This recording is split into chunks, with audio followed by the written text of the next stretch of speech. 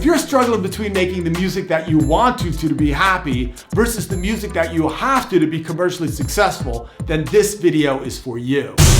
What's up, team? Coach Bobby Borg here, helping you turn your passion for music into a more successful business. In the last 30 years, I've drummed for the multi-platinum group Warrant. I've written books about the music industry published by Billboard, and I worked as a professor of music industry studies at top universities like USC Thornton. So I would say I know a little bit about finding the intersection between your music and business. Here's 3 steps to consider. Number 1, do whatever the hell you want. Sit in your room, write exactly what you want, and don't care what anyone else thinks about it as long as you like it. This strategy is great when you're young and you have plenty of chances to take risks. And who knows, you might even blow up this way and then everybody will call you a genius. On the other hand, this strategy is bad because the majority of people fail to blow up this way. Number 2, completely sell out. Figure out exactly what's trending and the music industry wants. Do whatever you have to do to fit into this mold and completely sell out and hope that the music industry whisks you to superstardom. This strategy is great when you want to make it to the top fast and you could care less about how you get there. However, this strategy is bad because true artists will usually never be able to live with themselves, especially when their time on the top has passed. I should know my former lead singer, J.D. Lane of the band Warrant, never forgave himself for writing the tongue-in-cheek hit song Cherry Pie. Number 3,